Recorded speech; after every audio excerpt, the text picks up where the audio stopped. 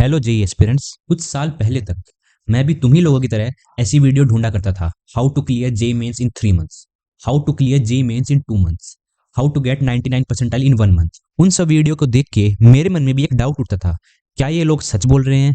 क्या ये चीज़ सच में पॉसिबल है या नहीं? तो गाइज मैं आपको बता देना चाहता हूँ, अगर आपने इस वीडियो को क्लिक किया है ना, तो मैं आपको one of the most practical ways to achieve 99 percentile with proof दिखाऊंगा।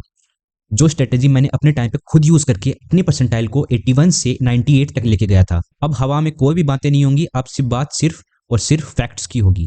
क्या लगता है आपको 99 परसेंटाइल लाने के लिए आपको कितने ही मार्क्स लगते होंगे? मैं बताऊं, सिर्फ और सिर्फ 60%। जी हाँ गाइस, अगर आपका 300 मार्क्स का पेपर होता है ना, अगर उसमें आपके 180 मार्क्स आ जाते हैं तो आपकी 99 परसेंटाइल आ जाती है। मैं यहाँ पे एवरेज मार्क्स की बात कर रहा हूँ, क्योंकि अगर आपकी शिफ्ट इजी हुई तो आपको 200 पे भी नहीं मिलेगी, और अगर आपकी शिफ्ट हार्ड हुई तो आपको 180 से नीचे भी मिल जाती है। तो अभी के लिए तुम्हारा टारगेट होना चाहिए सिर्फ 180 मार्क्स, ना ही इससे कम और ना ही इससे ज्यादा। ठीक है सर, समझ गए। तो 180 में से आपको 60 मार्क्स लेके आने मैथ्स के अंदर, 60 फिजिक्स के अंदर और 60 ही आपको लेके आने केमिस्ट्री के अंदर। इन तीनों सब्जेक्ट्स में से 60 मार्क्स लेके आने के लिए आपको 15 क्वेश्चन सोल्व करने पड़ेंगे, 15 ही मैथ्स के, 15 ही फिजिक्स के और 15 ही केमिस्ट्री के। तो इस वीडियो के अंदर ना मैं आप सबको ऐसे ऐसे टॉपिक बताऊंगा ना जिनका वेटेज ज्यादा होगा और जो कि कम टाइम में कवर किए जा सकते हैं। और अगर आप उन टॉपिक्स को अच्छे से कवर करके चले जाते हो तो आपके 60 नंबर आने से कोई भी नहीं रोक सकता। उन टॉपिक्स में से 15 क्वेश्चन आएंगे ही आएंगे। अब मैं जो टॉपिक्स बताऊं ना, उनको आंख बंद करके फॉलो कर लेना, ज्यादा ओवर थिंकिंग मत करना। तो चलिए शुरू करते हैं। इस वीडियो में मैं बात करूंगा सिर्फ और सिर्फ फिजिक्स की, बाकी सब्जेक्ट के लिए मैं डिफरेंट वीडियो बना दूंगा। तो फिजिक्स में सबसे पहले आपका आता है मॉडर्न फिजिक्स। सबसे इंपॉर्टेंट, सबसे हाई वेटेज और सबसे इजी जो टॉपिक है ना, उसका नाम है मॉडर्न फिजिक्स। अगर आप इस टॉपिक को छोड़ के चले गए ना, तो मैं कहता हूं आपका सिलेक्शन हो ही नहीं सकता। हर पेपर में इस यूनिट से आपको 3 से 4 क्वेश्चन पक्का मिलते हैं। 3 से 4 क्वेश्चन का मतलब समझते हो? 12 से 16 नंबर। तो इसको जरूर से कर लेना। नेक्स्ट जो आपका टॉपिक है उसका नाम है करंट इलेक्ट्रिसिटी। इस वाली यूनिट से हर पेपर में 2 से 3 क्वेश्चन पक्का आते ही आते हैं, यानी कि 8 से 12 मार्क्स।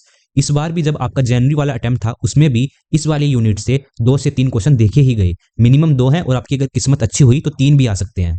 नेक्स्ट जो आपकी यूनिट है उसका नाम है केटीजी एंड थर्मोडायनेमिक्स। यहाँ पे मैंने 10 टॉपिक्स के नाम लिखे हैं, जिसमें से मैक्सिमम टॉपिक आपके 12th के हैं, लेकिन सिर्फ एक यूनिट मैंने 11th क्लास की फिजिक्स से उठाई है, जिसका नाम है केटीजी एंड थर्मोडायनेमिक्स, क्योंकि ये यूनिट 11th की फिजिक्स की मोस्ट इंपॉर्टेंट वेटेज वाली यूनिट है। तो इसको जरूर से कर लेना, क्योंकि इसमें से भी 2 से 3 क्वेश्चन हर साल आते हैं, हर पेपर में आते हैं। नेक्स्ट जो यूनिट है आपकी उसका नाम है सेमीकंडक्टर। 12th की यूनिट है। हार्ड तो नहीं बोलूंगा, लेंदी हो सकती है, ईजी है, थ्योरेटिकल ज्यादा है। तो इसको भी कर लेना, क्योंकि इसमें से भी 1 से 2 क्वेश्चन हर पेपर में आपको देखने को मिलेंगे।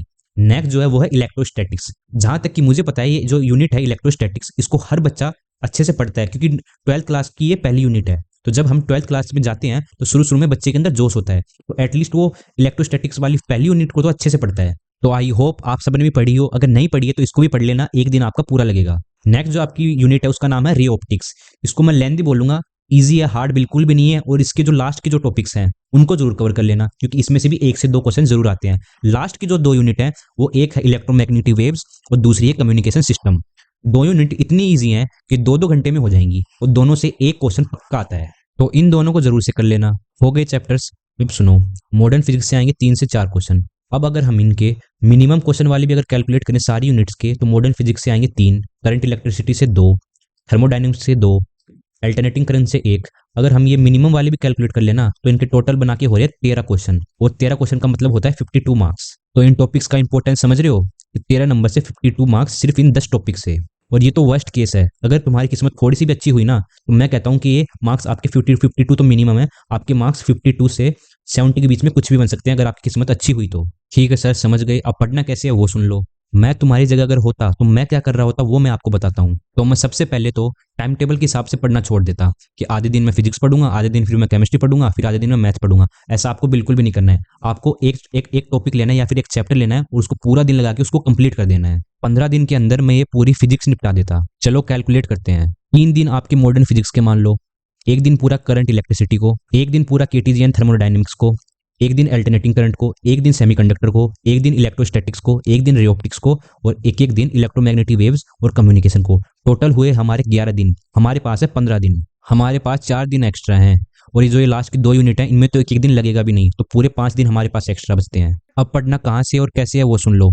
सबसे पहले तो आपको ये जो चैप्टर है इनके 1 शॉट 2 शॉट जो भी देखनी है देखो, लेकिन 6-7 घंटे में इनकी थ्योरी और सारे फॉर्मूला जरूर से याद कर लो। उसके बाद में आपको लेने हैं उस चैप्टर के प्रीवियस 10 ईयर क्वेश्चंस, जो आपको इंटरनेट पे कहीं पे भी फ्री में ऑनलाइन मिल जाएंगे। प्रीवियस 10 ईयर्स तो कंपलसरी है, उनको किए बिना तो जाना ही नहीं है, क्योंकि इस बार जनवरी शिफ्ट में भी आपने देखा कि जो आपका जो पेपर था वो 90% से ज़्यादा तो फॉर्मूला बेस्ड था, डायरेक्ट फॉर्मूला लगाते ही आंसर आ रहा था।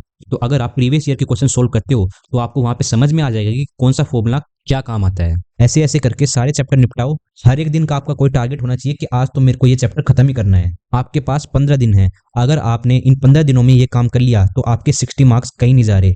और अगर आपने 1-2 चैप्टर पहले से भी पढ़े होंगे तो आपके 60 प्लस भी आ जाएंगे। और अगर हो सके तो 1 यूनिट ग्रेविटेशन और ऐड कर लेना। तो इस वीडियो में सिर्फ इतना ही। अगर आपको केमिस्ट्री के लिए भी ऐसी वीडियो चाहिए तो नीचे कमेंट करके एक बार मेरे को जरूर बता देना। All the best.